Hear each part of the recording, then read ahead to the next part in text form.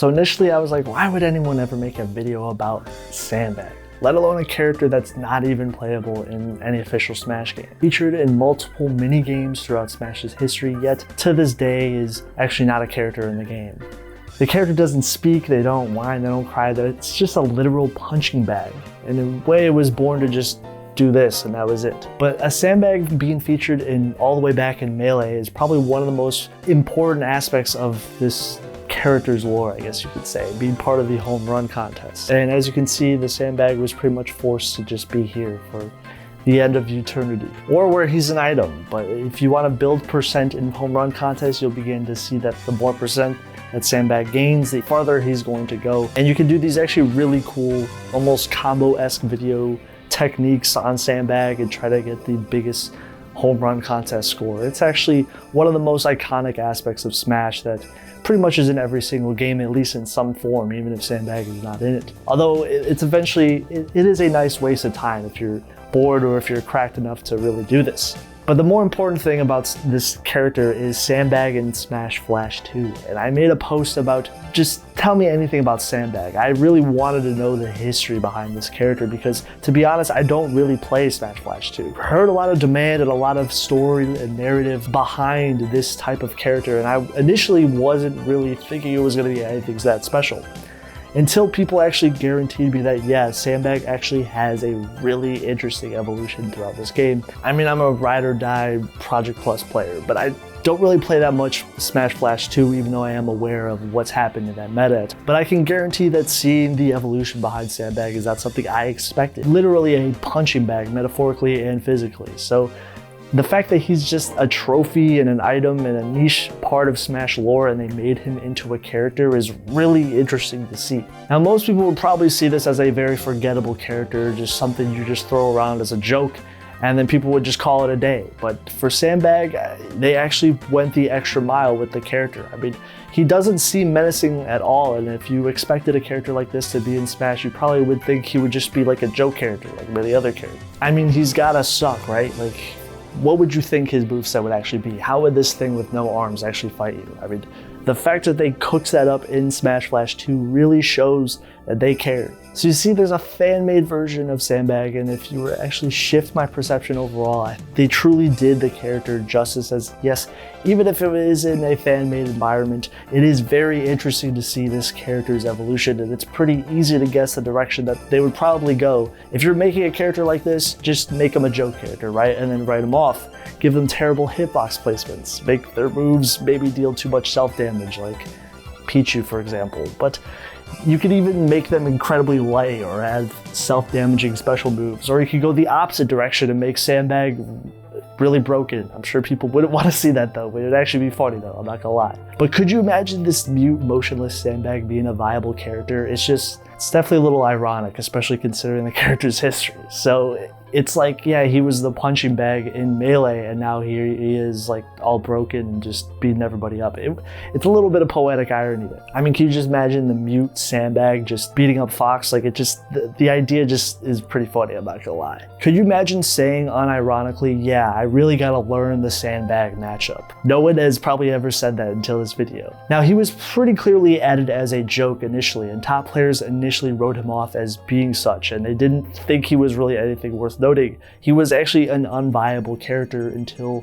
update 1.3.1, and he was actually considered bottom 2 on many official tier lists. The main reason was he couldn't actually grab ledge, and his base movement is very slow, and if you don't actually know the right tech, he doesn't move that well at all, and he has pretty poor mobility. His up B actually is a pretty big nerf to his recovery because it actually deals self-damage, and his weight and gravity make him combo food a lot of the time. So there's actually a lot of preconceptions of him having a large majority of the community. There was plenty of misconceptions about the character initially, as people just were, oh yeah, this is definitely a bad character, let's just write him off. The classic, really weird character that no one is really going to figure out.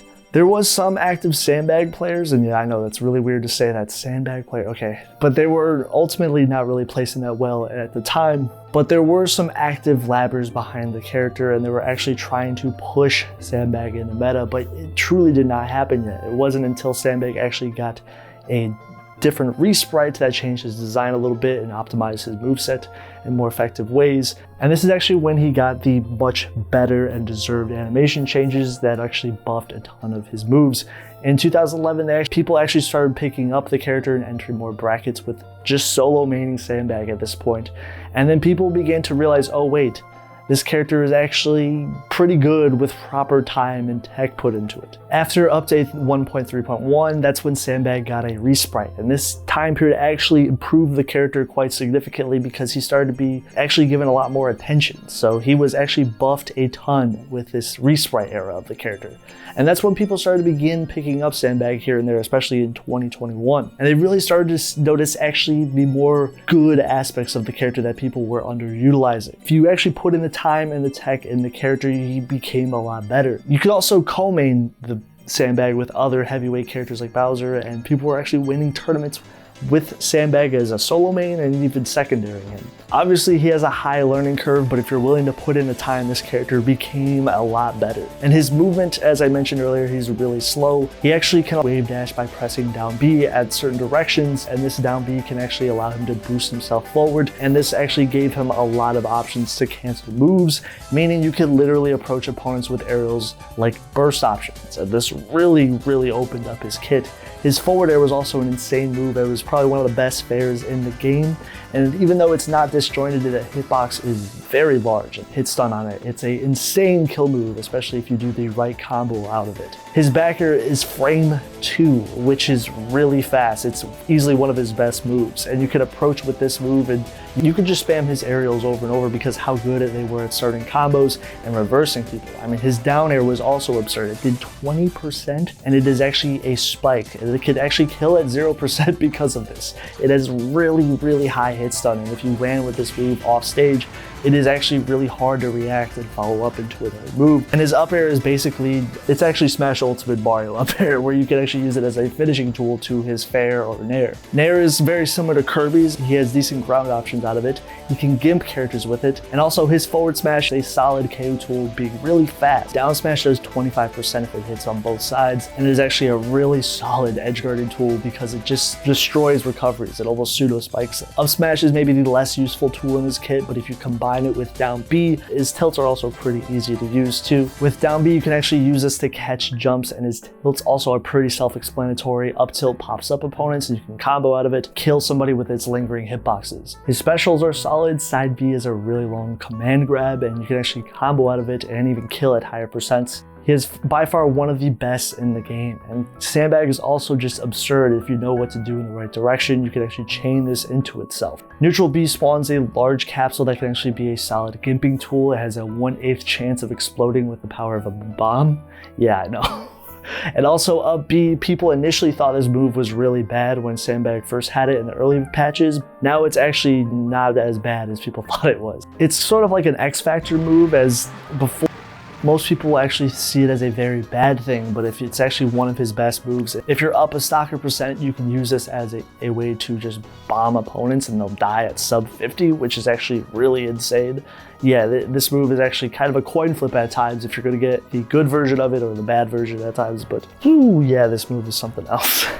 Bag's grab is huge. His forward throw has ridiculous set knockback and will literally kill you at 0 if you don't properly DI, or even can kill you at 100 sometimes with dare as a spike move. Now down throw is also a very solid combo tool. You can get to almost 40% without any DI, and you can truly just lead this to any of his aerials, and it's a very solid combo tool. You can even lead it to his down air off stage even. Because it does basically 37%, you can set it up as a tech chasing tool, and you can pick on truly what you want to do from here on out. It is a very fundamental throw in this kit. And you can also cancel the throw into down B and do a pseudo chain grab reads with it. Yeah, Sandbag is really good. And his up throw is actually a very solid tool for setting up into the floaty characters, as this is definitely an easier tool to combo them with than down throw it. Again though, you'll have to read their DI and see how they truly move out of this attack. It is a lot more consistent than you think it probably is. Yes, they went that far with Sandbag, I know. If Sandbag teaches you anything, I